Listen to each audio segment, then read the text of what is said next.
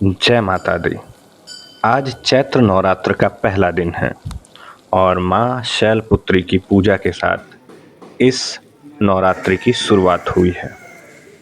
और आज हिंदू नववर्ष भी है, तो हमारे तमाम दर्शकों को नववर्ष की हार्दिक शुभकामनाएं, जो अपने भारतवर्ष के लिए मंगलकारी हो।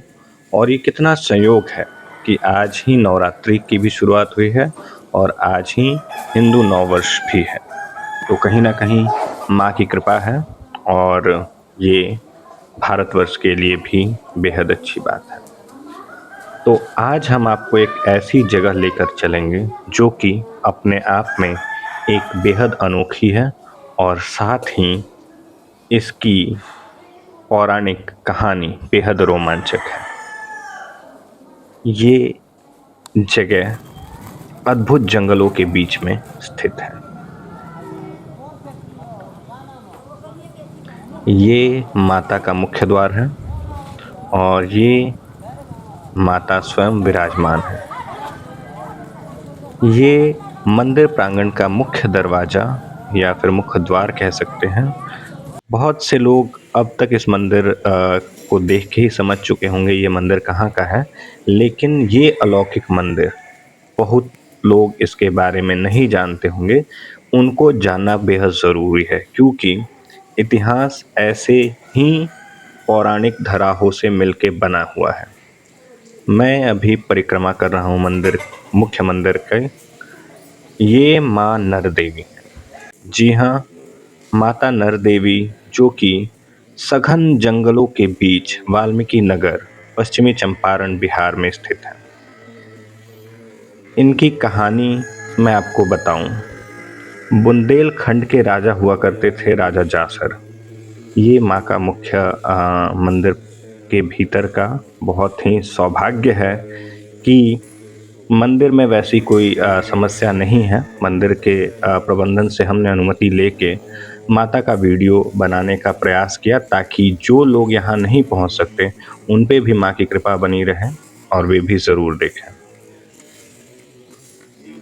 तो मैं कहानी बता रहा था कि राजा जासर बुंदेलखंड के राजा हुआ करते थे। ये जो जगह है ये हवन के लिए इस्तेमाल की जाती है, और वो जो है अमृत कुआं, उसके बारे में मैं अभी बताऊंगा। ये एक ऐसी कुआं है जो कि एकदम इसका जल साफ एवं निर्मल है तथा अमृत के तरीके की इसकी विशेषता है। कहा यह भी जाता है कि दुनिया की कोई भी बीमारी हो या कोई भी कष्ट हो, तो माँ की कृपा से इस मंदिर के जल को अगर आप ग्रहण करते हैं तो सारी समस्याएं, सारी व्याधियां दूर हो जाती हैं। मैंने भी माता का प्रसाद समझ के इस जल का ग्रहण किया। और ये बाबा भैरव, क्योंकि जहाँ माता होंगे वहाँ भैरव बाबा का होना सुनिश्चित है, क्योंकि ये माँ का ही आशीर्वाद है कि हर स्थान पे भैरव उनकी रक्षा के लिए कहें या फिर उनके द्वार पे वो ज़रूर मौजूद रहते हैं।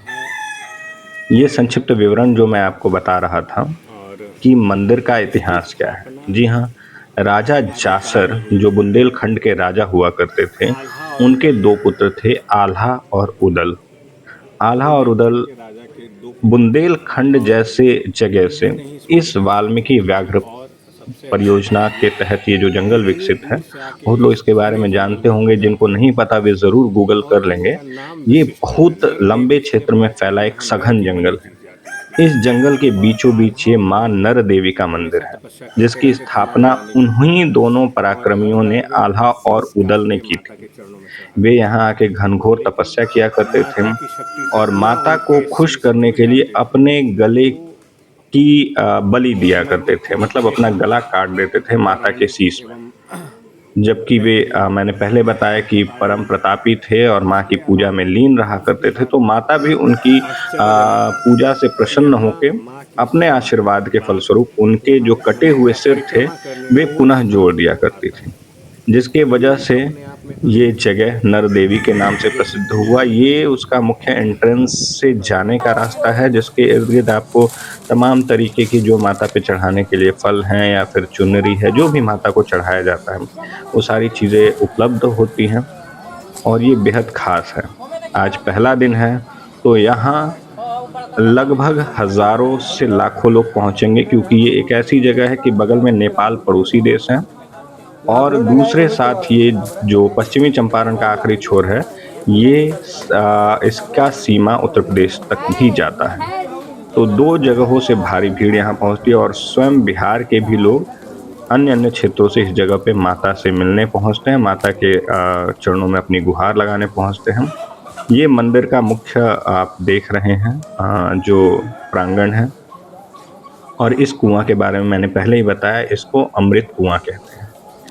यहाँ लोग अपनी मन्नतों के साथ आते हैं और माता के चरणों में अपने शीश को नवाते हैं और मंगल कामना की आशा करते हैं।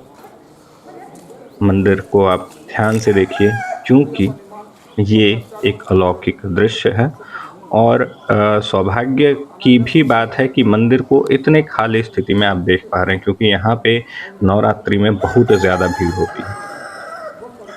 हर मंदिर पे नक्काशी के तौर पे माता की प्रतिमाएं बनी हैं, तो कहीं ना कहीं एक अद्भुत चीज़, अद्भुत दर्शन आप कर पा रहे हैं घर बैठे।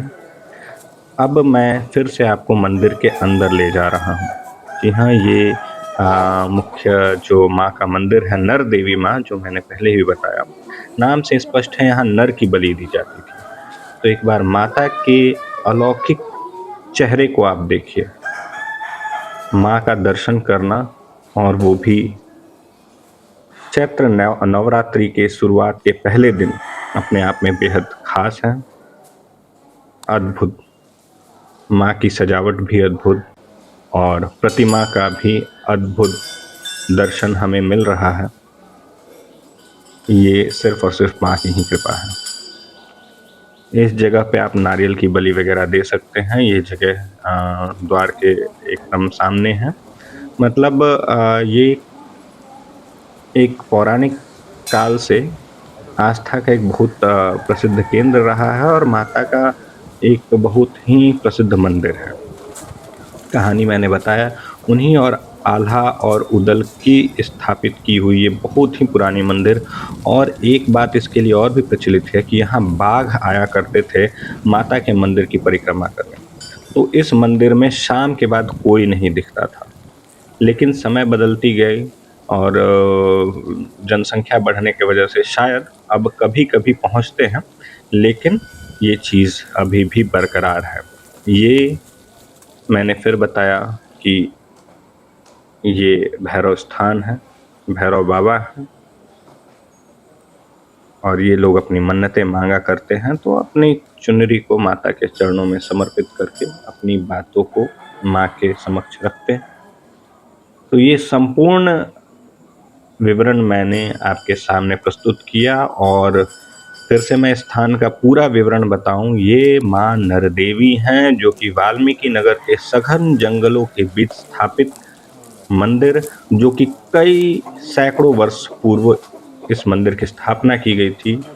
और उनके मंदिर के सम्मुख एक और मंदिर है जहां बजरंगबली विराजमान है। जी हाँ, बजरंगबली की पूजा बहुत ज़ोर शोर से होती है। लगभग हर मंदिरों में इनकी मूर्ति ज़रूर स्थापित की जाती है, क्योंकि ये मान्यता है कि कलयुग में सिर्फ और सिर्फ महावीर बजरंगबली विराजमान हैं। ऐसा इनको वरदान मिला है कि ये अभी भी मौजूद हैं, तो स्वाभाविक तौर पे इनकी पूजा हर जगह की जाती है और इनकी स्थापना भी लगभग मंदिरों के आसपास या फिर मंदिरों में ही देखने को मिलती है। ये संपूर्ण जानकारी आपके सामने हमने रखी, तो कैसा लगा आपको ये ज़रूर बताइएगा।